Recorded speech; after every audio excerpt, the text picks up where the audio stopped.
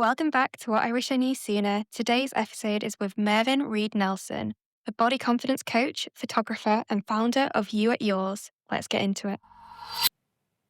Hi, Mervyn. Thank you for joining us today. For people that are meeting you for the first time, can you give us a quick introduction to who you are and what you do? Sure. My name's Mervyn Reid Nelson, and I run a company called You at Yours. And the ethos behind what we do is really to give people a chance to see themselves the way the rest of the world sees them, and not how they see themselves in the mirror or in a bad photograph, right? Our mission is really to give people a chance to live a world where their body image isn't deciding whether they have a good life or not. That they can go off and wear a swimsuit at the beach, or go dating again, or have photographs of their children, wherever it is, and not be so concerned about what they look like, and that being the decider as to whether they do that thing or not. Yeah. And that's it. And we do that through photography, effectively, and coaching. Wow. Ding. That's amazing. So you started your career as a wedding photographer. What made you pivot into this world of like body confidence and transformation? How did it start? Where did you get the passion from? Quite simply. So if you're from Britain, or at least you've lived here for a while, you know that we are the most self-deprecating people on the planet, right? In other words, we cannot take a compliment. And if you try to give someone a compliment, like, they just refuse it.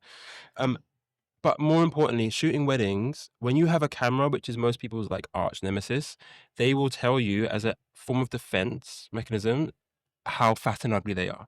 Or how they, you won't get a great photo out of me, mate. You're going to have to stand back 10 miles to fit my fat ass in, and things like that, And so I could see through it. They were just projecting their insecurities and trying to protect themselves from what they thought I thought about them, which is obviously not true.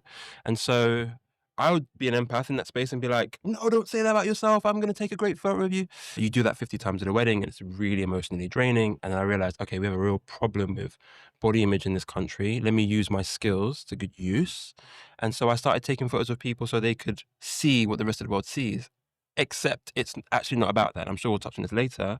It's not about the photos. The photos are proof that you did the thing that scared you, and you overcame it. When I first started, the first 2-3 years, I was like, here's a picture that you can't argue with. Yeah. And you'd be like, oh, wow, that's me. I can't believe it. And I thought that was what gave people the confidence. It's actually not. The best analogy I have is when you go on a roller coaster. Yeah. You don't go on a roller coaster for the picture. You go on a roller coaster for the fun and the exhilaration. Yeah. The picture at the end is the proof that you did the scary thing, and you're usually having a really good time doing it. So if you approach photography like that, if you give someone a space where they can just forget about the camera, forget about what the photos look like, and just have fun, and then you capture that, and then you're like, here's what you look like when you're not thinking about what you look like. Yeah. So the photo is not the end product, it's the byproduct. The product is them just feeling better about Exactly. Exactly. It's a The very different, experience. unique. Yeah, precisely. Yeah. Sometimes when I photograph like women entrepreneurs at Wimbledon Quarter, I always give them like warm-up things to just go, we're having fun. Don't worry about it, because they hate it. You can see. Yeah. They forget who they are for a sec. It's almost like the camera comes out and suddenly they've become this shell of a person. Like, they've forgotten their personality. They forgot all the things they like. They've forgotten who, it's like they just kind of shut down. Yeah. And I guess, it takes a skill you do well to do that. If you can get them like re-engaging with themselves, power to you. It's not easy. No, it is hard. Yeah. But it's nice. So in your opinion, where do you think our like self-esteem comes from? I know you mentioned the fact that we're quite self-deprecating. So do you think it's a cultural thing? Is it personal? Is it generational? All of the above. I think it's like a little from column A, B, and C. And I think it depends. I think there's an underlying cultural element to that. Like, if you go and buy a greeting card from a card shop and you go and look at the humor section, you can get a real insight to what we are like. Yeah, you know what I'm talking about, right? Yeah. There's lots of body shaming, lots of ageism, lots of things like that. And so I always wonder, what came first? Was it our attitude towards our bodies, and then the greeting cards are just an echo of that? Or are we surrounded by this rhetoric, which is that we should actually hate on our bodies in this humorous way, which is masking, really, because at the top end, it's a joke. But really, if you make that joke over and over and over again, your body's going to start believing it, And so I think that's one end, the culture. I'd say 50% of my clients that come in, it's often because of an outside source. So typically mothers mothers have a lot of impact on individuals' self-esteem because they are the ones who ultimately want especially their daughters, to go out in the world and look pretty or be a certain weight or whatever, projecting their own insecurities on their child. Sometimes it's partners, toxic relationships, social media. There's so many elements. It depends on the person. It's interesting that you mentioned the card shop, because I do feel like society benefits from us feeling bad about ourselves and the way we look. Like businesses profit off us feeling rubbish about ourselves. Totally. Yeah. If you can get to a point in your life where you are aware of that, and it's really hard because we've all fallen into that trap where we're scrolling and then we see this offer for this thing that can make us feel better or look better. And you're like, oh my God, it's only a $5. Tap, tap, tap. You know, if you are aware that this is the mechanics and the system that we live in, then you can start to acknowledge when it's happening to you. And I don't think you can really avoid it. It's too big a machine. You can't avoid it. But you can start to notice, oh, I just bought that thing because I fell for the trick of being told this is going to make me, I don't know, look younger, or it's going to make my hair thicker, or whatever the thing is. It's just another product that's just trying to sell you something. 100%. So on that note, do you feel like the beauty industry profits from people's insecurities? How do you, at yours, kind of balance empowerment and authenticity because of all of that? I guess the main thing we do is we have an anti-Photoshop policy. Oh, wow. So we don't use any Photoshop. Zero. Like, that's just not true. If you have a spot on your forehead that's arrived in the morning, we're going to give it. You know, like, that's okay.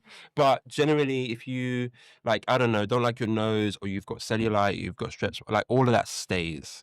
And it's about getting you to a place of acceptance of yourself and love for yourself, irrelevant of those things.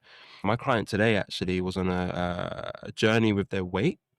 And so they put off coming in because they wanted to lose weight for these photographs. And I've been at her for some months I've been helping her and trying to pull her through to the mindset of whether you are low on that number or high on that number or low or mid or whatever, it doesn't really matter. The goal is you want to learn to love yourself irrelevant of where you are, because actually life is going to be a roller coaster. Whether you're up this year and down the next, or this month, or you're bloated today because, you know, you're PMSing, whatever, like, it is just life. And so the goal is, how can you learn to be accepting and then respectful and then loving of yourself, irrelevant of where you are on that throughout spectrum, all of those things. Yeah, because I always feel like it's really obvious when someone isn't comfortable in their own skin or what they're wearing. Because it really doesn't matter like how big or how small you are. If you don't feel confident in like how you look, it's going to come across the face. 100%. I've had clients from all walks of life and all ages, and I've seen women who have come in and they've not been, let's say, stereotypically attractive, right? Or they're, let's say, marginalized. So they might be women who are curvier, or women who have one leg, or women in wheelchairs, or women who have alopecia, they've got no hair, or vitiligo. These are the most confident people you will ever meet. Wow. Because they have had the misfortune to have something happen to them that's quite traumatic, and they've been able to understand the power of life, right? And how important it is. While the rest of us are worried about quite fickle, quite surface things, and then allow that to ruin our day, where they're like, no, I lost my hair. Like, I got this story. It's funny and it's not. But this woman that came in, she was an amputee.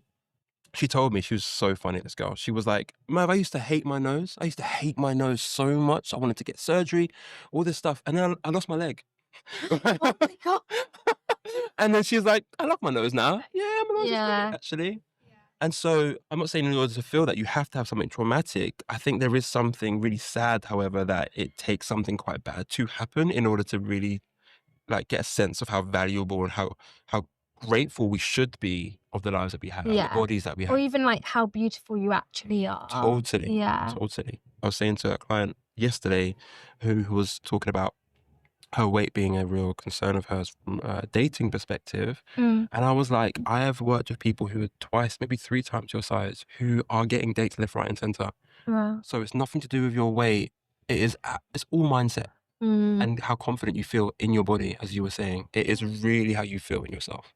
I'm literally obsessed with talking about mindset at the moment, because it really is. Like, if you have a mindset that just allows you to feel like your most confident and powerful self, it can just transform your whole entire life. Everything. Yeah. Everything. I also feel like your work is obviously helping people that you're taking photos of, but it really helps everyone else as well. Mm. In the era of social media, I think more and more we see these unique bodies, these unique looks that aren't the stereotypical kind of things that you mentioned earlier. The like better society is going to become because we all feel less pressure to look a certain 100%. way, and we all feel beautiful for our differences. Yeah, Definitely. totally agree with that. That's probably one of the reasons why we have such issue with our body image in this country, because we live in a climate where you don't get to see many bodies, generally speaking. Yeah. You know? So I think there's something to be said for being exposed to bodies that are more like yours. And unfortunately, I mean, in London, we're in a bit of a bubble here, because I think you can be anyone of any size, of any creed, and London's like, don't care, you know? But outside of London, especially in the UK, there is a lot of pressure. Do you know the average UK dress size is like a 14? What, really? Yeah. But then we're only exposed to like extra small. There you go. So the person who's a 14 thinks that they are unaverage or uncommon, trying to get down on average, generally speaking. And I'm like, well, actually, no, you are the common denominator. You are normal. Yeah. Which is mad when you think about it. And I believe they feel that way because they're only being exposed to a certain type of media, which is showing women of a particular size. Yeah. So yeah, it's frustrating, at least. I think it's actually really horrible as well that kids from such a young age are exposed to social media and all these like unrealistic body expectations, and then that just kind of shapes it as well. I guess we didn't grow up necessarily with social media, but it was like the early 2000s magazines, like skinny is everything. I think there's definitely like some responsibility from the corporation's perspective, what's acceptable from an advertising perspective, for example, and also maybe limitations of what kind of posts are being put out to certain age groups, you know, definitely. But something that I say all the time, and it's an uncomfortable thing to share, but it is the truth. I think there has to be a degree of responsibility, especially if you're an adult. As in, if you are saying to me that social media is making you feel inadequate, I guess you're referring to the likes of, I don't know, Kim Kardashian or Love Island or anything else that you're following. Did someone put a gun to your head to press the follow button on that? Right? So true. Like you are consuming it, you have chosen to consume it, and then also acknowledging that it's not having a good impact on you. So what do you do with anything else that isn't good for you? You cut it out. Yeah. But there's a desire to kind of know what's going on. But in knowing what's going on, you are also subsequently eating away at your self-esteem unknowingly. Because like I said, one post is easy. You can even acknowledge it because we have brains. We know how toxic this stuff is. But if you're consuming the toxic stuff over and over again, what's going to happen? Yeah. Yeah. Like, I definitely agree with that. I've tried to do that with my Instagram. Like, you can tailor who you're following. You can Totally. create a world that is not Totally. Yeah. Totally. Yeah. You Yeah. know, and I guess, to my point, just we have to be more responsible for ourselves. And then subsequently, we become an example to the children and everyone else in our environment. Yeah. 100%. Yeah, it's a great point. So I guess with social media, external validation comes into play. People want to be judged in a certain way. They want people to like their photos. Do you feel like it's possible for people to feel confident without external praise or affirmation? That's a great question, because many of my clients who book, when they share with their friends and family that they're doing this, the question they often get is, well, what are you going to do with the photos? And they'll say, and as I help them through as a mindset, is it's not for anyone else.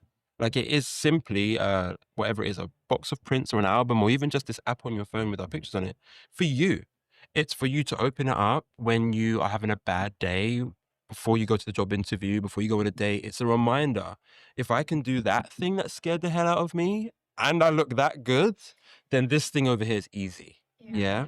So the external validation piece, people still fall foul to it in my work, but they aren't my ideal client. They're the kind of people that come in, they're like, oh, it's my boyfriend's birthday and I want to get some nice photos for him. Like, they aren't doing the work. They just want some nice pictures. And within 10 minutes, all those photos up on the internet because they're seeking external validation. They've missed the boat on how important privacy is and how something for you. Like, you know, people that go to the gym and post every single time, maybe that's you guys, sorry, no offense. No. But every time they go to the gym, it's up on socials. Everyone knows about it. And it's almost like, I need praise for doing the good thing, or people that give money to charity. It's another thing. That's so true. There is something in for yourself, like doing something for you and it not being for a single other soul. If you choose to maybe share it with someone or show someone, maybe they benefit. I will also say, though, that the people that my clients have around them, let's say partners, when my clients have had a shoot, I've had partners email me, come and see me and shake my hand and be like, I thought she was going to show me the photos and that would be the benefit, but actually it's not. She's way more outgoing. She's wearing dresses again, you know. I don't know if I can say this in this podcast, but we're having sex with the lights on. You know, like, you know, these are things that she was really insecure about in her body, and she's overcome it. I think there's more to just the photos on a grid on Instagram for everyone else. There is so much more. Stories, like live stories straight away. Precisely. And it's just like, you didn't need to post that. That could No, have been for you. for you. Yeah. You know? But is there a balance of helping other women find out about Great. It's not your responsibility. Yeah, true. Like, I think if you want to help other women, you can speak to them and you can be like, this is my experience, this is what I did.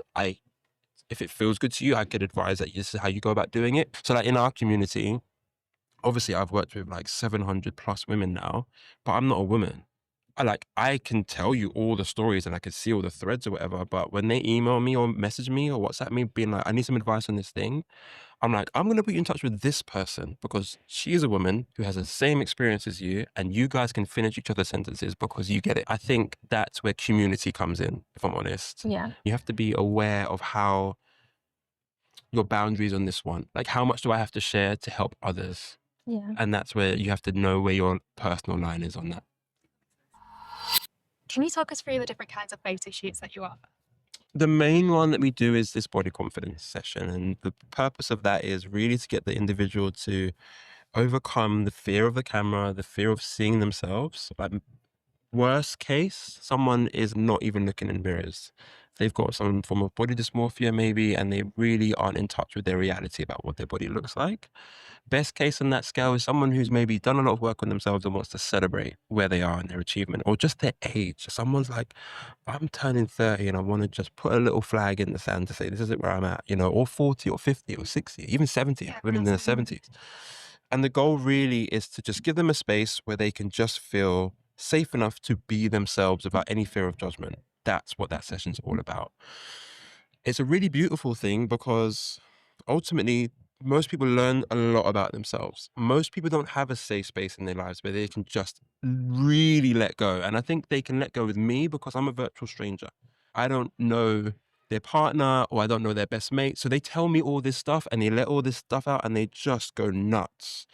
And some people find it quite therapeutic. Most of our clients do it a second time. 63% of our clients do it again. One lady last week, that was her 7th time.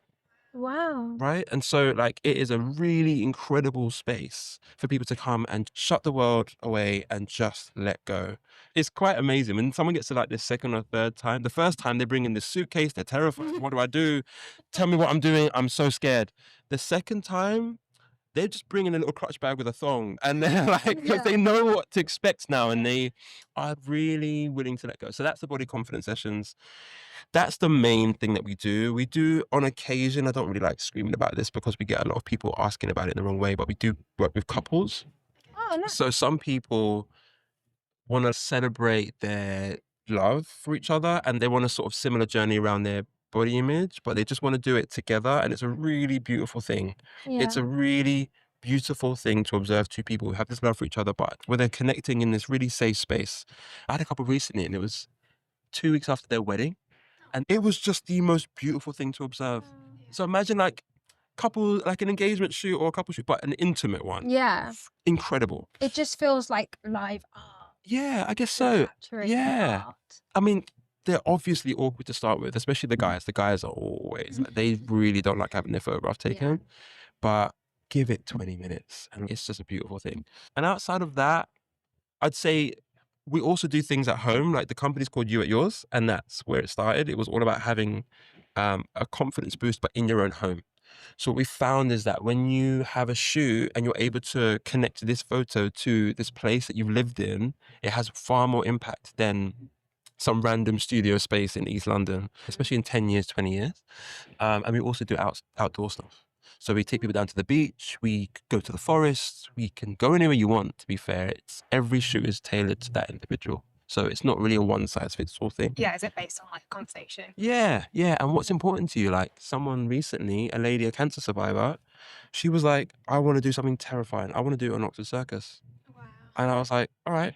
And so in the middle of Oxford Circus, on the junction, there we were, and she was wearing this like a mesh jumpsuit, like all mesh with just like a black thong under it and a black bra under it, Whoa. right? This woman's in her 50s, yeah?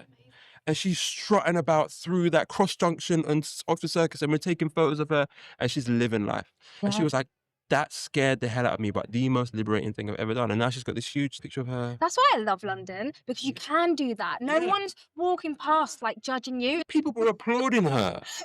You know, this is what it's about. Yeah, Power exactly. to her. I had a lady do Tower Bridge as well. She had her shoot. We were in a studio near Tower Bridge.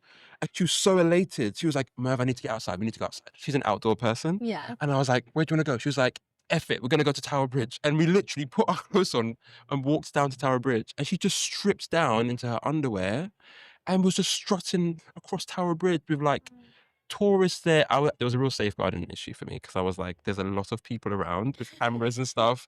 We're going to be, Oh God. yeah, we're going to be here for like a minute. We're literally going to do 60 seconds and then we're gone. Yeah. But it was still like a really amazing experience for her. It's almost like you're feeling empowered in that moment and you just cut out all the noise That's and you're like, exactly it. no one is around me. It's just you and Yeah, me yeah. in this whole entire city, and you just go for it. Exactly. Yeah. Or you get to a point where you don't care what they think.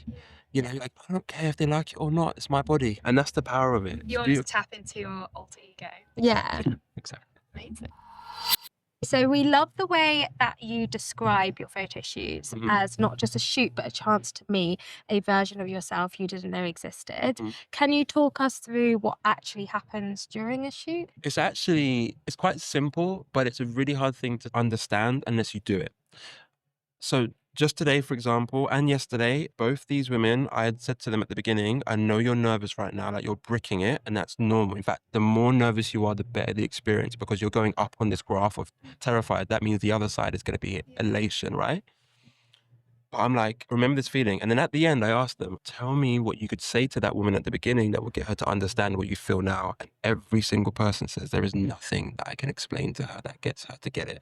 So what I'm going to say to you now won't make any sense unless you do it. But what I do in that space, firstly, is I work on safety. I will have a consultation with everyone. You cannot get in the room unless we get on a Zoom call. Second thing is we learn so much about you. You get a questionnaire. How far do you want to go? Is it conservative? Is it nudity? Emergency point of contact? Allergies? I need to know everything. Then when they arrive, we sit and have a coffee for like 30 minutes and we chat crap. And it's to get them used to me and like, I'm a guy off the internet. Like, let's be real. Like, I know we need to build some trust here. And then when we go into the space, I will help them pick out their outfits and I'll say, don't wear this, wear this. Do it in this order, do that. And I really help them with that. But the key thing here that I do is I just listen. Yeah. And I just give them a chance to share what's going on for them. And then I see little gaps where I'm like, that's a voice of confidence. I'm going to pull on that. Or I can see some vulnerabilities. I'm going to point that out to you and be like, are you aware that you sip like this? Or are you aware that you do this thing with your hair? Or are you aware that you have this thought or whatever? I reflect it back to them and they're like, I didn't know that about myself. And then the power of all of this is they get it photographed. When they're doing that thing that you told them that they do, they've never seen that before, even contemplated that they do it. And then someone shows them a picture of like, this is what you do when you do that thing.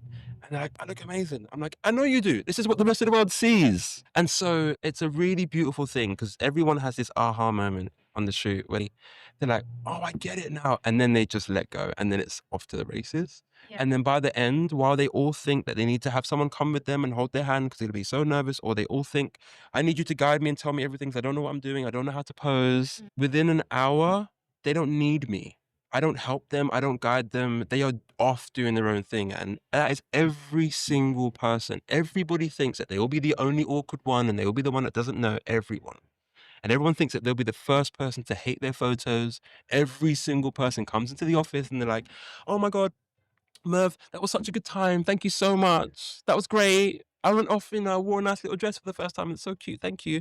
But listen, look what you got to deal with, yeah? Don't worry if I don't like the photos. There's nothing to do with you. And what they're doing now is trying to protect themselves from the disappointment because all they've seen is bad photographs of themselves their entire life. And I'm like, okay, cool. Because I've done this hundreds and hundreds of times, right? I'm like, yeah, cool. And I just bring the tissues a bit closer, right? Yeah. And we hit play on the slideshow and off it goes. It is one of the most beautiful things to observe, to see someone see themselves in a totally new way. What does confidence really mean to you, and what do you think we're getting wrong? Okay, great question. There's a misconception around what confidence is, I believe. Confidence is effectively a repeated pattern and then getting strength from repeating it. So like building a muscle. If you drive a car, the first time you drove a car, you were terrified, thought you might kill someone. And then after time, you become confident in driving the car. So it's the same with body image and being out there in the world. What we think from a body image, from a social perspective, is being confident is being the loud mouth in the bar, or wearing the red dress, or being the one that everyone flocks around, the life and soul of the party. It's not that. A person in their 30s, 40s, 50s will tell you all about what confidence is because they have done the laps and they've come to realize that, as I said to you earlier, if I am this way, I'm still great. If I am this way, I'm still great. I think confidence is being comfortable with the roller coaster. It's knowing that life is a roller coaster and knowing that when you have a dip, feeling very comfortable in the fact that it will go up at some point and not allowing that to destroy your world. It is about accepting and respecting that because it's fact, right? And so I think those that I meet that are the most confident people are the ones that are like, I've had my dip, I'm now on my up. And when I'm up, I know there was a dip that's coming for me at some point. And it's kind of just being comfortable with that because that is life. But we all expect it to be up here. Yeah. And that's not realistic. And so when it does dip, we're like, oh my God, you know, It's the end of the world. it's the end of the world. Yeah. I think having confidence, really deep-seated confidence is, well, technically having several goes on that roller coaster, but even if you haven't, it's understanding that highs and lows and highs and lows and just finding your sort of inner peace in all of that. That's what I believe. A lot of 40-year-olds are like, oh, I'm the happiest in their life because they have gone through all that experience, and I think are content with it, content with the ups and downs. Yeah. But I really hope that a lot of people in their 30s can be like that, because I don't want them to wait 10 years to 40 to go, oh yeah, my most confident self. But you do get more and more confident as time goes on. Like, Yeah. I now know I feel so much more secure in myself. I Yeah. used to like have a fake version of myself that I would put on to please other people, and now I'm just like, this is me. Just Take me it or leave accept it. it. Yeah. Yeah. Good What for I you. did want to ask you is, at the beginning of that answer, you mentioned something about repetitive behaviour. So how do you feel about the term fake it till you make it? Do you believe that's true? I do. I think there's something in that. And I'll give you an example. If you aren't feeling great, you can put on your favorite song, right? And it's the song that enables you to feel the thing. So you're, in a way, you're kick-starting the emotion. And I think that's the faking it part. You weren't feeling happy, but then you played the song and now you're feeling happy. I agree with it from that perspective. Like in my world, some of my clients, if they are feeling crap in their body, I'll be like, what can you do to feel better in your body? And so they might go and put on their favorite outfit, or they might go and put their favorite moisturizer on, or do their makeup or whatever. And then that changes how they feel about themselves. So I think there is something about that. If you're talking about it from how you project yourself out there in the world, I think if you're doing it with the view of becoming that persona, I'm like, fine. But if you're doing it to try and convince other people of someone that you're not, then no. Yeah, I guess I was thinking more in terms of if you were to continue projecting this persona, eventually you've practiced that enough that you've Got done it. Then I guess, yes, I think there is something in that. I think it depends on how long for, and do you lose yourself in that sort of fakeness? Maybe. Yeah, yeah. But you can also aspire to be something. And I think to aspire to be something still takes you having to do the thing. Like if you're learning how to play a sport, you still have to go into the arena and practice and Show up every day. and show up every day. So I think there is something to that. If you have to repeat this pattern in order to, because you're aspiring to be this certain type of persona, then yes, it's a sticky ground, because what if you lose yourself in that journey? It depends. It's case by case. I agree that faking it can lead to good outcome. If you've got the right mindset. Agreed. Yeah. And doing it for the right reason. Because like I completely see what you're saying about the music thing. Like before I come to a podcast, say, and I haven't got the most energy, but I want to feel myself again and confident, I will listen to like upbeat like music that I love that will give me that energy. And I'm not faking it because I do want to feel that way. It's just I might just feeling a bit, we do it after work and stuff. So I post on TikTok every single day and I'm challenging myself to try and do it every single day. But obviously I don't want to talk on the street every day like this with videos. Yeah. So I just batch create them. But my thought process is if you're in it and you act as if you are already there, but for the good reasons. You will make it. Like, no one knows you have 10 followers or 20 followers or 1,000 followers. They say, don't they? You've got to think about who you aspire to be. And Exactly. Yeah. That's what I'm doing. I just act as if I've made it. Yeah. I don't even care. I have no shame. I'm just like, yeah, fuck it. That's who I want to be. Amazing. I actually want to bring up something you said there, Sarah. You said people in their 40s feel really confident, but you're like, why wait until then? And I've got these amazing insights on this because I've worked with people in their 60s, 70s, and what they're saying to me is, oh my God, I wish I'd done something like this in my 50s. Not even in their 20s or their 30s. They're like, even in my 50s, I still didn't know how amazing I had it.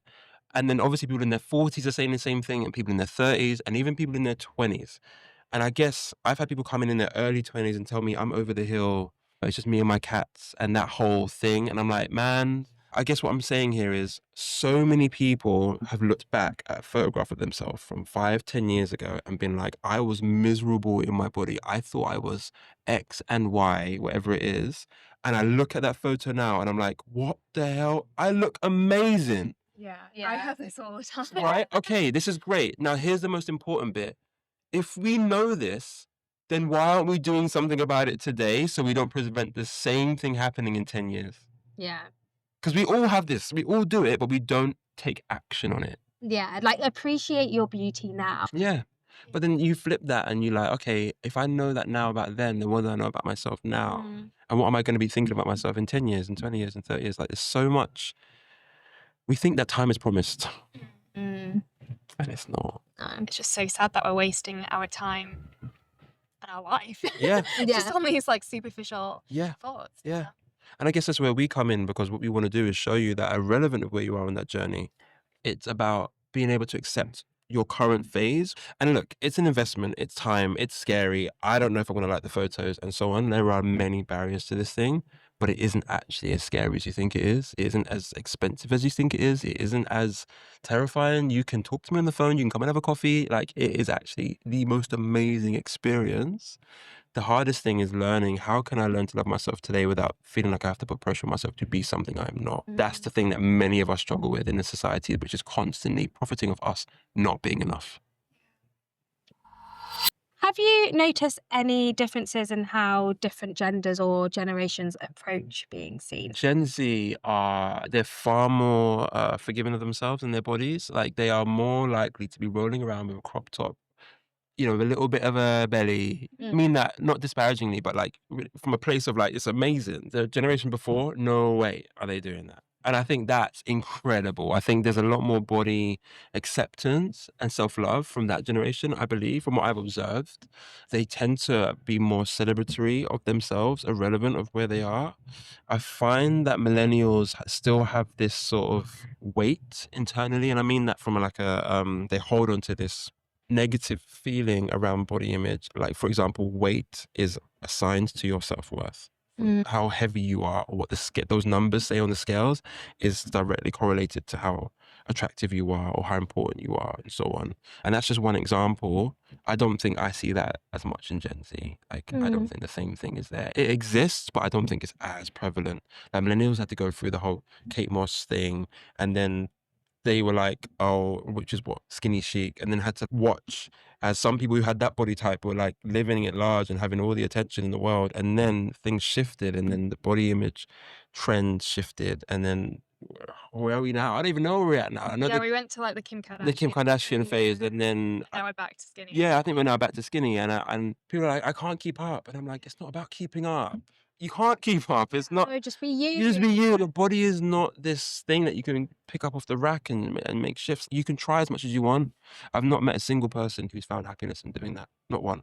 They get to a point where they burn out or they're too tired, but they're often those people that have done it for a long time. They're in their 50s, 60s sometimes. And they get to that end and they're like, I've wasted so much time. I didn't go to that party. I didn't get to eat that food. I didn't have time with my family because all I was doing was so focused on my body image. Yeah. And it's not going to say on your gravestone, this person. Yeah, totally. It's so sad. And it's really sad to watch because you have these conversations with people and there's nothing there. They don't get it. They're just like, because that's all they know. Yeah. The scales is what tells me whether I am attractive or not. And it's not just scales, it could be other elements of your body image. It could be your height. It could be, for men, muscle mass. It could be how much hair you have on your head. I actually Yeah. think a lot of men feel really insecure. Yeah. They just probably don't voice it as much as we Yeah. do. Or they don't even know what that means. And I say that with love. I don't believe men at large have the same emotional language as women do, or the same emotional understanding of themselves. So to give you an example, a man who's typically got some issue with his weight or doesn't feel good in his body, I should say it that way, he is more likely to go to the gym, do a diet, do something that's kind of more tangible, more physical. I find that my clients who come in are more likely to start off, generally speaking, from a mindset perspective. How can I feel better? What can I do? What movement can I do to start feeling better in my body? Not necessarily lose weight, not necessarily gain weight, but start feeling better. And that's not everybody, but that's the difference I see. But I also think that men have a different set of issues to women. Women have their own, and that is, I'm just going to put that to one side. That's important, but I'm going to put it to one side to talk about men for a sec. Men's body image issues are something quite unique. Imagine if I said to you, you're both women, that your hair is just going to start falling out in your 30s and there's nothing you can do about that. Like, can you imagine? Like, your hair is such an identifying part of you. Yeah. And not only will it like fall out, but people will then take the piss out of you for it. And that is just the society we live in, and tough shit, my friend. If you are a guy and you aren't as tall as the other guys, you are more likely to lie about it on the dating apps. If you are a guy and you have, I don't know, man boobs, there's a word, man boobs. We ridicule them for it. How do you think he feels having this body type, which isn't aligned with how he's expected to have it, and then not just have it and deal with it, but have people poke fun at it, and that be Yeah. acceptable, by the way? It really annoys me when people do that, actually, because lads will be like, oh, Yeah. fucking this, fucking Yeah, that, like, yeah, look at yeah. you. And as a joke, but it's like, it's not. It's not, it's hurtful. And the thing is, that person's more than likely to laugh along with it because they're also a lad and they also think that it's funny, but somewhere deep down, this is having an impact. And that becomes a language they put on themselves. And then that person is just going to be riddled with that for the rest of their lives. Unless they do something about it, then they fall in the treadmill, like literally, like figuratively speaking. And then they perhaps lose themselves to that culture of going to the gym and fitness versus, and look, I'm not saying you can't get fit and you can't work on your body and how you feel in your body and also how you look to a degree, but I think it starts with feeling. I think if you go to the gym and you do things because you want to feel better, everything else follows behind. I genuinely think that if you start practicing from a place of self-hatred, I hate my stomach, so I'm going to hit the gym hard, I don't think that's sustainable. Yeah, you need to reframe it. Like, I'm going to the gym to live a longer, healthier life. I think Yeah. that's more sustainable. I think so. There is something in taking repeated action from a good place. It's the systems versus the output discussion. Yeah. If you focus on the systems and do the small things every single day, the output is going to be amazing versus being driven by the desire for the output. Basically, having a structure, a system in place, having that discipline, but Yeah. for the right reason. Yeah, precisely. Yeah, you have to enjoy what you're doing. You can't be doing Yeah. it to punish yourself or to look a certain Exactly. way. Absolutely. It's Yeah. not sustainable. I think there's no pot of gold at the end of the rainbow. There's nothing there. And I've seen enough people now to watch as people have over and over again pushed themselves and wasted years, decades sometimes of time to try and find this pot of gold. It is not there. You may feel better for a while. Maybe you hit your weight goal, for example. Then now you have to sustain that. And how long are you going to keep that up for? And there's not many people that I get to work with who are able to sustain that for the rest of their lives. Let's be realistic. It has to be a maintained, consistent thing, but also what you said, it's a feeling thing. It's a mindset Yes. thing. I'm going on this run because it makes me feel good when I come Yes. back and feel more energized. Totally. Instead of, oh yeah, I've lost like 5 calories, whatever. Yeah. Not 5, but That was a hard run. Now that I don't go to the gym or run. Oh, man, it's so funny. Yeah. We did an event with Jamila Jamil earlier this year, and she runs a company called Move for Your Mind. And their ethos, I think, is amazing. It's all about mental health being the driving factor for moving. So the release of the endorphins, clearing your mind, feeling like you're a bit more like stress relief, and that being the goal or the factor for moving, not the aesthetic. I think it's so important. It's a very unique take on movement and fitness that you're just doing it for your mental health. And like I said, if you focus on that, everything else will naturally follow. Yeah. Strength, cardio, resistance, all of that, depending on what you're doing. How do you see your work challenging mainstream beauty standards, and what kind of change are you hoping to spark? The first thing that comes to mind is actually I'm doing more work with other photographers. I don't think photographers realize the power that they have on people's body image. They have the power to take a photo of someone and then manipulate it and then show it back to that person and be like, I have decided that you didn't look good enough in that picture, and I've removed this thing and added this thing and did this thing, and you're going to go one of two ways. You're either going to give that person a complex because they were like, actually, I liked the mole on my face, thank you. Now I'm not sure that it's a good thing to have on my face because you've just removed it, so now I feel insecure about it. Or you are going to further deepen the complex around that them being themselves is not enough. You're validating their feelings by saying, I'm going to adapt and change and manipulate your face or your body or whatever it is. And they're like, yes, that's what I wanted. I didn't want the world to see me as I am. I wanted the world to see this fake version of me. And you keep spitting that out there into the world. And if everyone spits that out there into the world, we end up where we are now, which is seeing a lot of stuff which I don't know if it's real or not. So the work I'm doing now is working with more photographers to get them to just acknowledge that power, that you have some power in determining how your clients feel, not on just a day, but also 10 years later when they're looking back at that photograph. I had a woman in her 50s come and have a shoot, and she had a shoot with another person 10 years prior, and she was like, I've got this photo above my bed, Merv, and it is the most striking picture of me. But as I've grown older, I hate it because it is not me. That person photoshopped me to hell and back. Now she's done the laps and she's gained more confidence. She doesn't like that version of herself or the version that she was who liked that picture.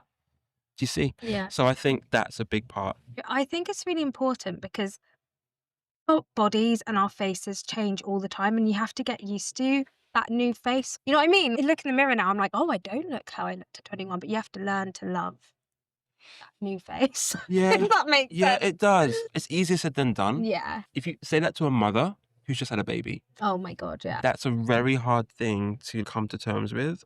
But I think it is just like anything else, muscles and confidence, it depends on how much work you've done before that. So if she was someone that was comfortable in her body and the fluctuations of her body before that, she'll be naturally more comfortable with the changes in her body after being pregnant. If she was someone that was just expecting life to be like this, that is going to blow her mind. Yeah. It's actually a really great way to bring these two worlds together. I think if you are looking at confidence as a muscle that you're constantly practicing, then I think you can find yourself able to repair and heal and to navigate uncomfortable situations easier because you've already done the legwork. A bit like going to therapy. You don't just go to therapy because shit went south. So if you keep going to therapy, right, when shit does go south, you're prepared for it. You have the tools. You've got the tools to do learn how it. to Yeah. deal with it. Yeah. Do you feel like working in this space has changed the way that you see yourself?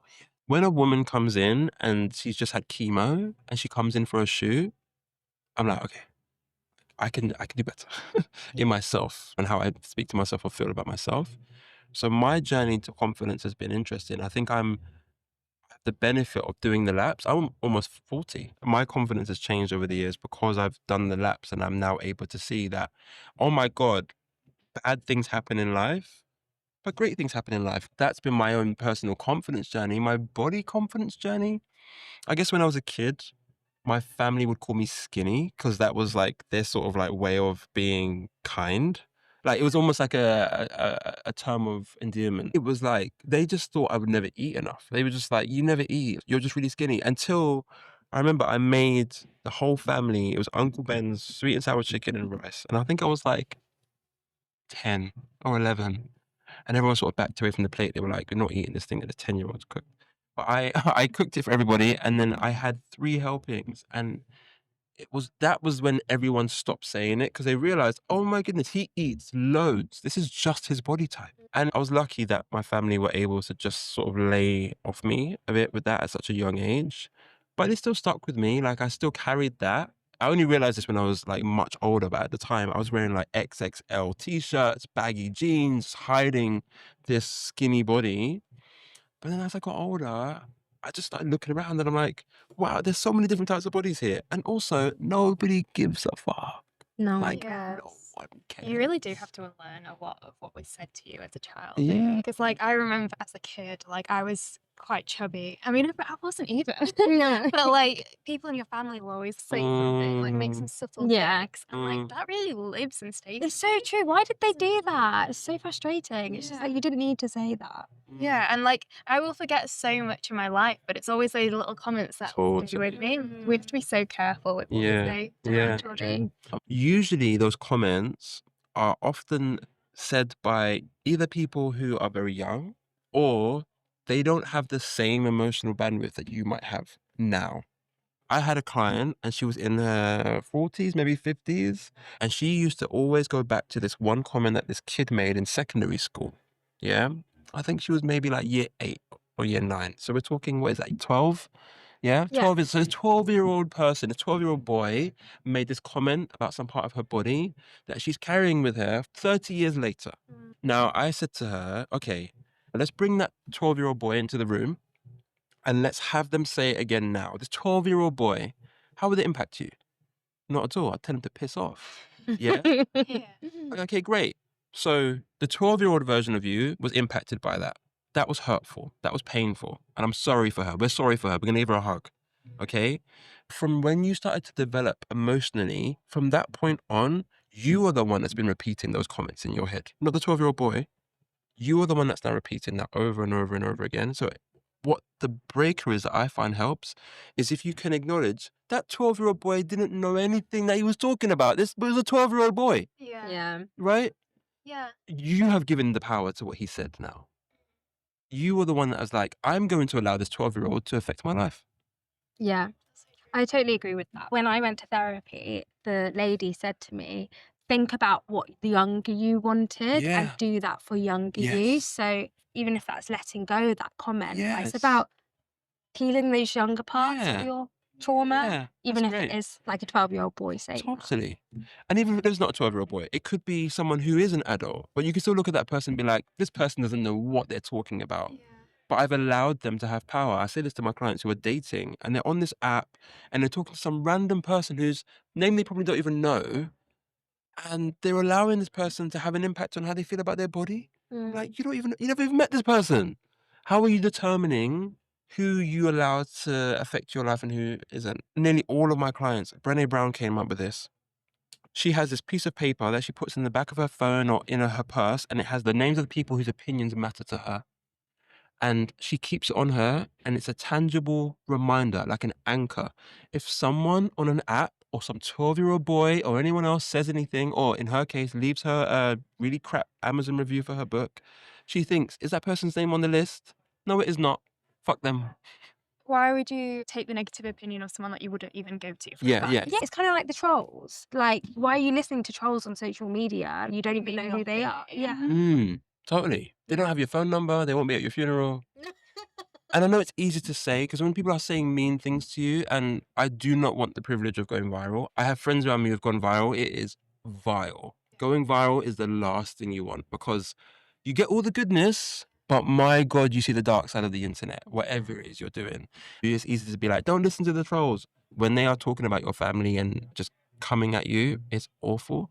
But yeah, there is a degree of understanding that this is just a person on the other side of the internet and you don't know them and they don't know you. But again, going back to my point, if you had been doing some work prior to that, you'd have a lot more resilience and you'd have a lot more understanding of that fact versus freaking out when it's happened.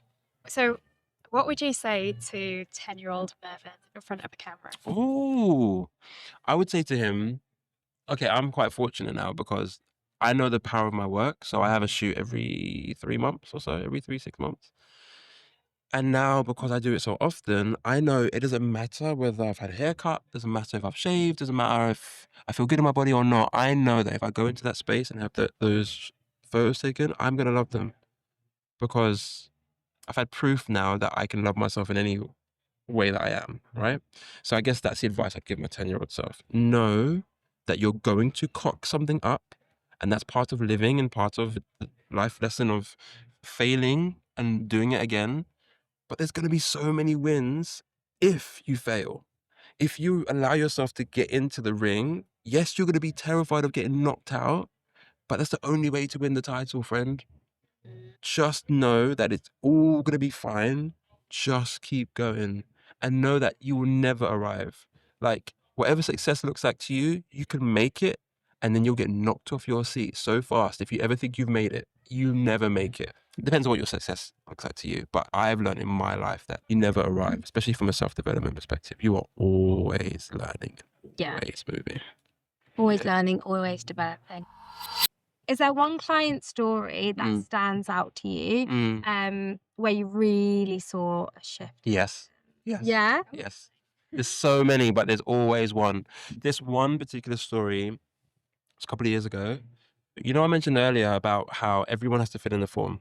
And this form asks you loads of questions, but this one particular part, it will ask you how far do you want to go. So just to give you some context, the options are conservative.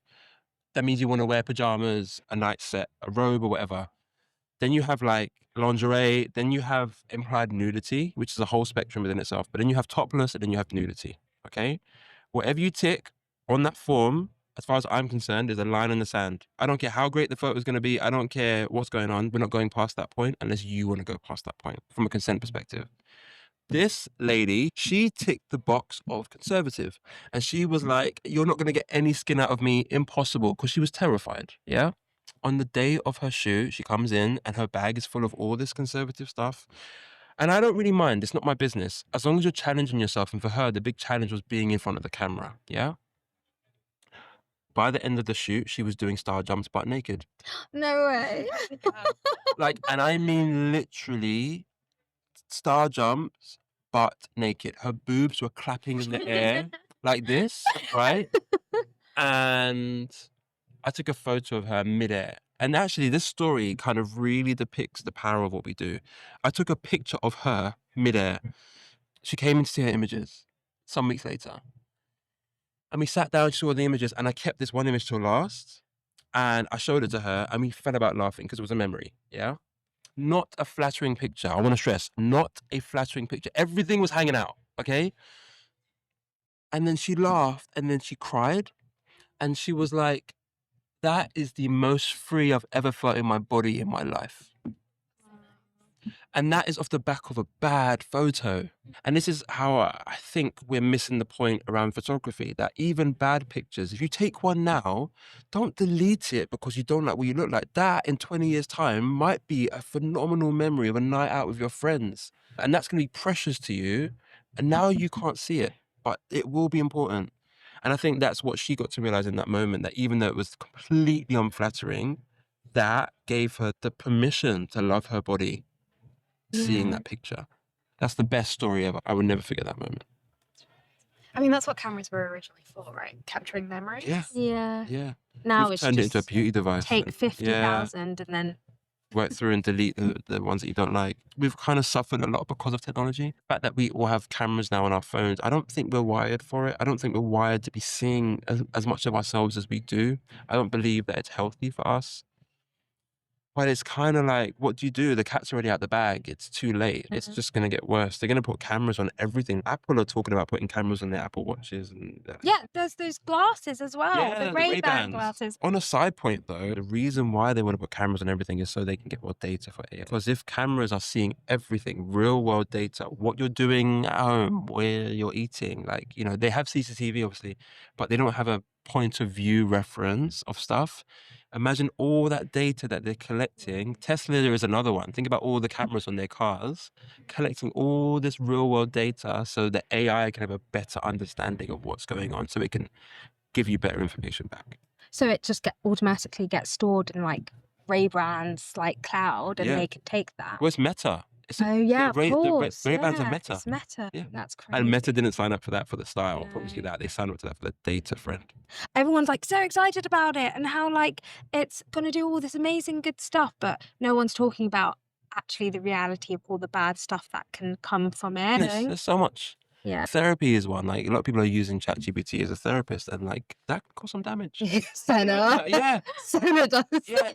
It is being serious.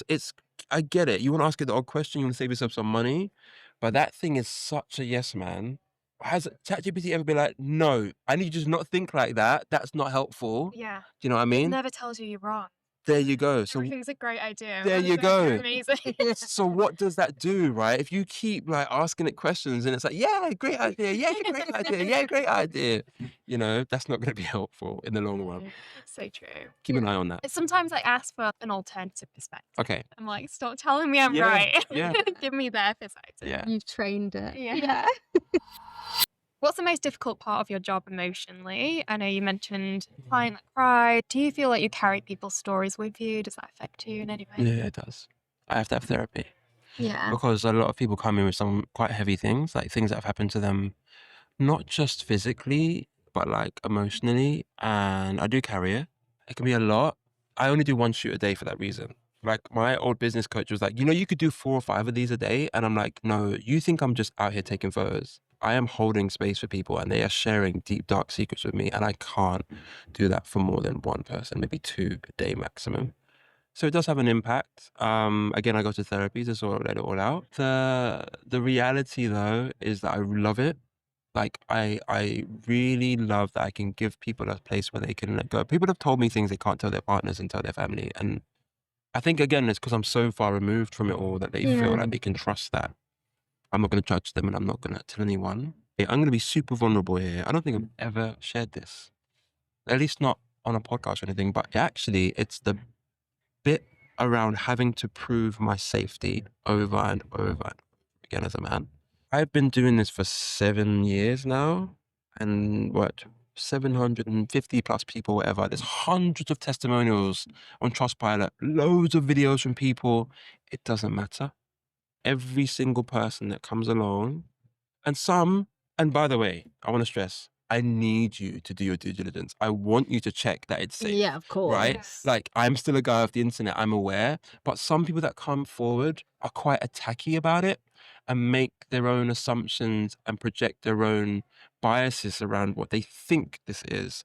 They look at the fact I'm a man, they looked at the fact that I've got a camera, and they put 2 and 2 together, and they assume that this is all some kind of dark thing that I'm doing, that I just want to see some boobs, you know?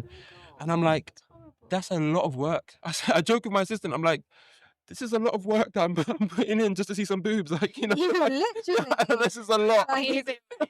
Just the easier way is to see some boobs. And I'm like, and it's sad. Some days it's harder to have the resilience to hold that wall up and be like, yes, okay, attack me, because I know that you have had things happen to you at the hands of men and that's shit. And I get that. That's something I acknowledge. I want you to feel safe. And if you don't want to be in a room with a man, that's okay. There's many other people you can go and see. You don't have to attack me. I think that is one of the hardest things of my job. I think it's hard because it's not personal to you, but you also can't carry the weight of every other man that has Totally. problems with women. By the way, what we all can be better at doing is looking beyond the cover when we judge people. We all do it to some degree or another. If you see someone walking down the street and they're talking to themselves, you'll be like, oh my God, that person's crazy. That person did not grow up with the goal to be like walking down the street with a mental health issue. There is something else deeper that's going on.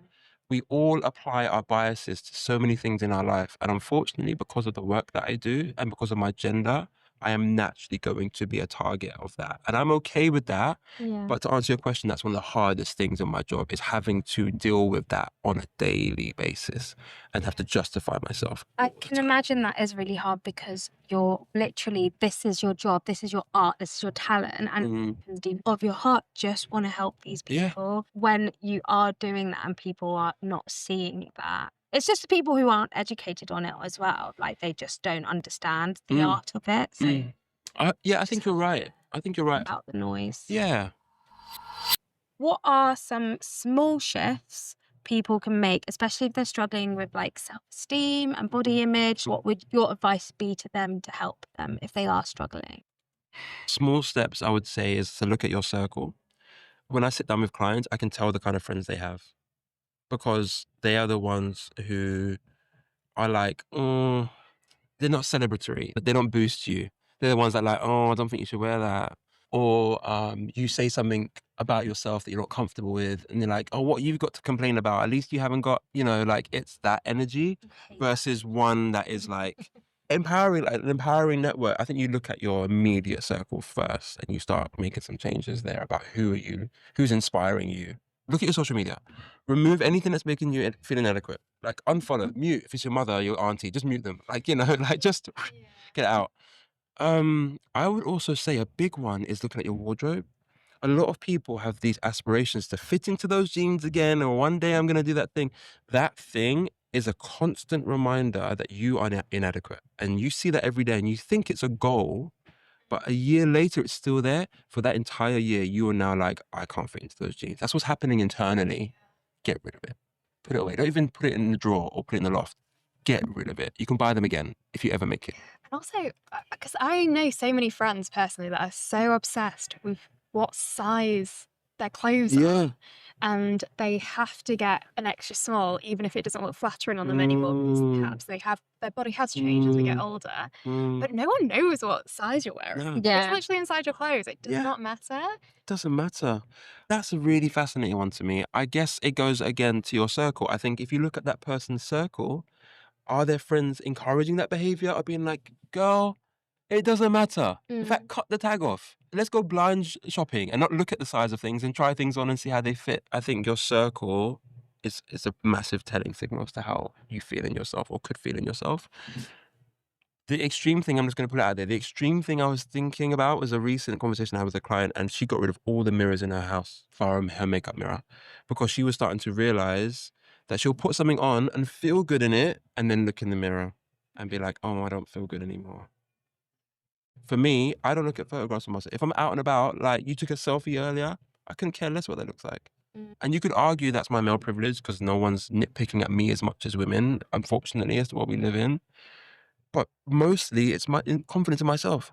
Whether that picture's great or not, it makes no difference to my self-worth. It doesn't matter if the king sees that photograph. I'm not going to care less because his opinion of me doesn't matter because his name is not on my list of people. Yeah. Yeah? I think it all comes back to that self-loving and not looking for validation from other people, being surrounded by like-minded people and feeling inspired by the people you're around. I think as I'm getting older, I'm realizing the power of that. And I only have people around me that I'm like, I want to be more like you. Like the way that you handled that situation, I've never seen anything like it, and I want to learn from that. Not that everything should be about being the better human or being more efficient. It's not about efficiency. It's just inspiration. Because I think, actually, I hate to say this, but integrity is rare. If you are dating, everyone's getting ghosted. Accountability is rare. No one cares about doing the right thing as much as we would like to in society at large. So when you see that one person who's helping someone carry their bags up or down some stairs, go and be friends with that person. Yeah. If you are overhearing a conversation and someone's saying, giving someone some amazing advice and being selfless, that's an amazing human being. Be friends with that person, but they are rare. Running a mission-led business isn't easy. What do you feel like has been the most unexpected challenge of building You at Yours? I began with all this love in my heart to try and help people. Now I'm in the space in this industry, I am seeing firsthand that, I don't know if this is true or not, but this is what I believe, that my gender, maybe even my race, is having an impact on maybe how far I can go. Like, I have been to events as a +1 or a friend of mine, like an industry event, and they've been like, hey Merv, you go into this event by X brand. I'm like, nope, didn't hear about that. And they're like, you're coming with me, I'm taking you with me. And I get there and all my peers are there, right? So I'm interested in what's happening here. This is not to victimize myself, it's just a learning. I think that if my gender was different and maybe my race was different, I think my business might go in a different trajectory. I completely agree with that because I've been seeing so much online about these brand deals. Everyone's the same race, and then that one person will go, and she just feels like she's there just because of her race, or maybe she wasn't invited. Have you seen a lot left out or being like the token? Yeah, literally. Yeah. That's just something I didn't anticipate because I was coming in with all this pure love and I still have it. Ask any of my clients. They can message me anytime. They don't even pay me. I'm just like, yeah, do this, do this, do this. I'm always giving. But unfortunately, I live in a world where I feel like It's not as simple as that. But I'm trying to stay true to who I am as a person. You are doing amazing though. Despite all of that rubbish, you're doing amazing. You've built this amazing company. Thank you. You should be proud of yourself. It's kind of similar to what I was saying at the beginning about how it's helpful seeing diversity in terms of body types. It's also helpful seeing diversity in terms of different kinds of founders and business leaders. And, you know, someone that does come from a diverse background may possibly feel more comfortable having someone that they can relate to. Totally. I think from the photo side and like what we put out there, that's always been quite tricky. What happens is everyone has to give us a consent to share their images. It's not like we take the photos, although legally photographers in this country own the rights to photos they take, right? But we give that back to our clients. So you tell us, what are we allowed to share? Many people say nothing, actually, because it's their journey. And I'm like that. I celebrate that. I'm like, yes, great. Don't even let me share it. Good. This is your journey. The problem is, what we find is of those that do let us share, people of color often don't. Percentage-wise, I would say maybe 10 to 15% of people of color that we work with let us share their images. And so what happens as a result is you end up with this feed of just people that aren't people of color. And do you think that's because of the fear of exposing themselves and putting themselves out to more hate? Precisely. I guess to put it simply, they've got enough to deal with already without this additional hoop or fear of judgment of doing this thing. Then what happens is it comes down on us. You're not representing enough people. And so, you know, it's a tough position to be in when you're ultimately responsible for that. And we could go and do like model shoots and we could get all the representation and just go and pay people and have these shoots, but then it's not authentic and then it's no longer aligned with our brand. So we just take the hit on that. So this is our hot take section. First one is, if the beauty industry disappeared tomorrow, people wouldn't have low self-esteem. I totally agree with that. I think the beauty industry is feeding all kinds of crap and just keeping people on this little hamster wheel of, oh, must get this, must buy this thing, must lose my wrinkles. I think if there was no products that gave people the out to sort of fix, then you're left with acceptance. Confidence is something you're born with. BS. Like, I think, yes, some people have are more disposed to a more sort of outgoing nature and are subsequently therefore more willing to try things. And I think they then gain confidence because they are more willing to put themselves out there and do those laps. But generally, I'd say that confidence is earned and it comes from repeated practice. Being photogenic is just a mindset, not a look. Absolutely true. I have worked with, I would say, at least 300-400 people who's adamant they're not photogenic, who try and come in and control the process. I only shoot from this is my good side, this is my bad side. Yes. Right? And I'm saying that with my heart and with my chest. Because when those people come in, you know what I do? I only shoot the other side. Oh. To prove to them that it's all in their head and it's just some stuff that someone told them once. It's nonsense. And even if you think it's because of your selfie, because of how your arm is angled or whatever. It's not how the rest of the world sees you. You can't love your body and still want to change parts of it. Not true. You can want to change parts of your body and love your body at the same time. And that's okay. And it's okay. Yeah, totally. Like I don't believe that self-love is that you are stagnant. I think you can absolutely want to change parts of it. I think that's okay. It's the why. Do you want to do it because you've been following some people on social media and you realize there's a trend coming? Or is it really genuinely affecting your self-esteem and making you feel low and you're noticing that it's becoming this thing that you can't stop thinking about? Then I would still say some therapy is maybe needed or some work in that realm to move past that. Depends on the why. But I don't agree that you have to love your scars and all. I think you can be like, actually, I want to change some parts. I guess it's such like a broad topic, but you know, the topic of aging, for example, and people are like, you should love yourself, you should embrace the way you look as you age. But some people want to get Botox. That doesn't mean that they don't love themselves. It's just what makes you feel confident. Yeah, exactly. Totally. You have to look at, where did this seed of Botox even come from? It's not like you were thinking, this is part of my body that I don't like. Let me go into Google and find out, how can I improve this part of my body? And Botox was the answer. That's usually not what happens.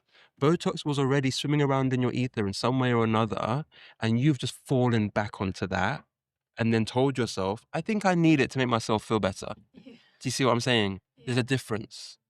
It comes from within, and only you know the truth. No one can tell you. You know deep in your soul, I'm just getting this because everyone else is getting it. And you have to live with that, and you might be comfortable with that, and that's okay. No one's going to judge you. It's no one else's business. But I would say it's worth thinking, like, what is the price I have to pay for doing this thing beyond the pain or the cost? What is the price I have to pay from moving away from being myself?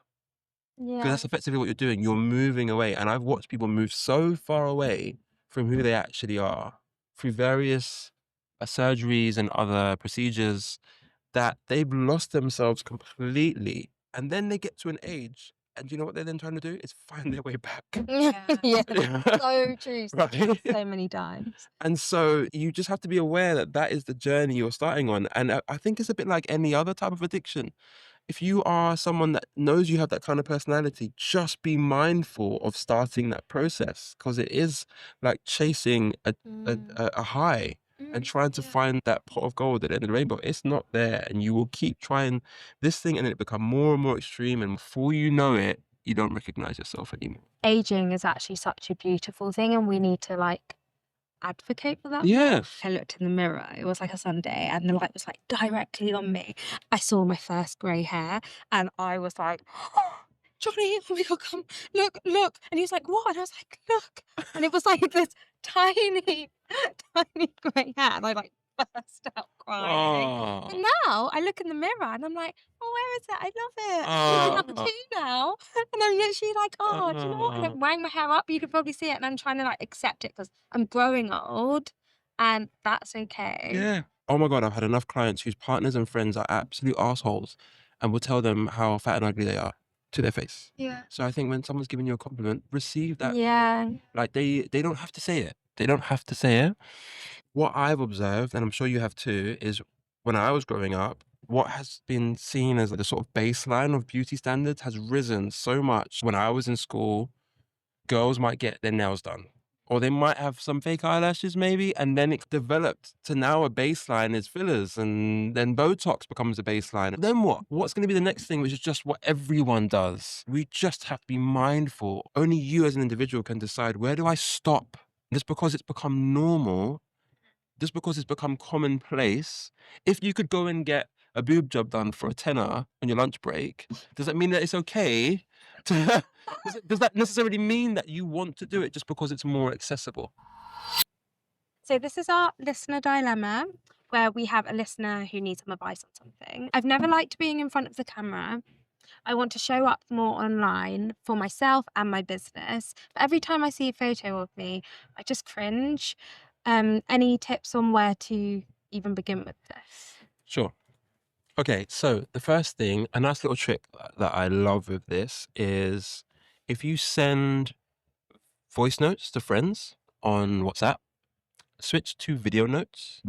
So on WhatsApp, you can hold the little camera and swipe it up, and it'll little circle, and you can start video noting. And the beauty of this is where you start getting used to seeing yourself on camera. And what can happen for so many people that don't like the way they look is because they don't get to see how they look often enough. They'll do this one thing and look at it and then dissect it and be like, I don't like it, I don't like it, I don't like it. But when you become used to seeing yourself like that every single day, you become very used to all the various sides of yourself, your good hair day, your bad hair day. I would say to this person, send video notes. When you have no makeup on and you feel like crap, do it then, because on the days when you are made up and you're doing this stuff for your business, you're going to be looking a lot better than those days, and you're going to have a lot more tolerance and allowance for yourself. Does that make sense? One way that I've gotten used to just accepting like what I look like is, you know how I'm actually videoing my face on TikTok? Yeah. And sometimes I just don't give a shit what I look. I'll post it and I'll know I don't look my best self, but me posting that has actually got me used to it. And I love it now because I'm like, this is just me. This is the raw me. I do have a filter on it, I will admit that. But I also know I don't look great, and I'll post it, and it makes me actually feel so much more confident now because I'm doing. It's just practicing that and doing it every day, and then getting more and more comfortable with who you are. Yeah, I think with that, I'm going to challenge you. I think if you get to a point, give yourself 6 months or a year, however long you want, and see if you can practice taking that filter off. And the reason why I say this is not because of I don't think you look great. It's more because I think I want you to see that actually I reckon your content will get more engagement because you're being authentic. Yeah. The more authentic you are in the world, the more people can relate to you, the more they want to connect with you. That is the very simple formula across the board in all walks of life, right? You're thinking about your self-image, and because you're like, I don't want to look like this. No, But my dark circles. No one cares about that but you, friend. You are the only person who's analyzing yourself like that.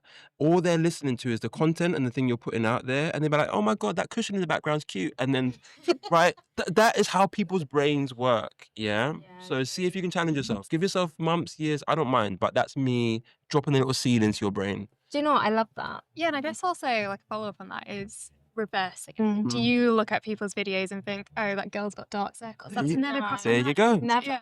There you I go. just watch the video and I take value of what they're saying. There you go. Yeah. I think it's a really important point. I've had some really hard sessions. I've gone into my stories and cried my eyes out because I've had a really intense session with someone. And the amount of engagement I get, the amount of people that are like, oh my God, that sounds so hard or whatever. Like, I look a mess. And that is what people can relate to the most. I do think we know this, that some people take advantage of that and they put out this sort of fake vulnerability stuff. We see it, but your audience will know. They'll know that if you're always this happy-go-lucky person and one day you have this crash, they're like, oh, this is real. And so when you decide to take the filter off, what's the peak? What's the spike in your watch rates? Like, oh my God, the filter's gone. Oh my God, I actually think that will actually help. I think it's so true. Your audience is smarter than you think. People can see through the bullshit. People can see what is genuine and what is not. And you've just got to show up authentically you. Yeah. Because that's what does well. Totally. Before we wrap it, we ask everyone one question. Sure. What do you wish you knew sooner? That a lot of the decisions that I make don't actually matter. Sitting on the fence can be more painful than whichever way you choose to fall. Your arse will get numb. So if you are being indecisive and you're like, I don't know which university to go to, for example, yeah, you will never know how life will go if you did the other way. There is no right or wrong. You just pick one. But if you take forever and a day deliberating on it, you're not going to get any closer to an answer. You will never get clarity without action. That's effectively what I'm saying. By taking action, only when you take action will you get clarity. I think I once heard that you don't have to worry about making the wrong decision because whatever decision you take, you can make it the right decision. That's my point. You will never know because that's a parallel universe now. You've gone this way. Even if you went back and went to the other university, it might still be a different experience to what it was if you'd gone. I didn't think I put that in the right way, but I think it landed eventually. No, that's perfect. Yeah, That's a really interesting one because if people don't usually take that route, that's No, I actually really like that. I watch so many people sit on the fence with my work. Oh, I want to work with Merv. I'm not going to work with Merv. And then they leave it 6 months, 8 months, a year. One lady came in after 2 years and she was like, why didn't you drag me in by my hair? Like, I needed this 2 years ago, but I was too busy sat on the fence, waiting for some sort of sign or some signal, some clarity that it was going to be okay. Either decide, I'm not going to do it, fine. Or decide, I'm going to do it and do it. Yeah, you're never going to be 100% sure in it. As long as there's no danger, as long as you can afford it, whatever your decision is, as long as it's not going to hurt anybody, just go for it. Where can people find you and you at yours? And do you have anything exciting coming up that people should watch out for? You can find me at You at Yours almost everywhere. I would say go to my website, youatyours.com. You at Yours is all one word, and I am all over the show. If you really want to get the best out of me, I'd actually join my newsletter. I open up a lot more there and I share a lot more there. And I'm funnier there. Like, yeah, my stories, I'm like, when I decide to do it, yeah, but I'm not as much on there as I used to be. So now my emails is where people get all the juice. Nice. Well, Mervyn, we just wanted to thank you for such a thoughtful, affirming conversation.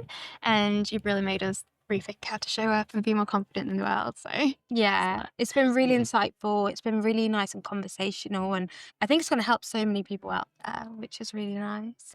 If you want to find out more, follow You at Yours, youatyours.co.uk, to book a session and join a workshop or soak up any more of Mervyn's energy. You need to get you on a team, man. That was great. That's really kind of you. Yeah. Thanks, guys. You're the best. Yeah, Yes. thank you. Thank you.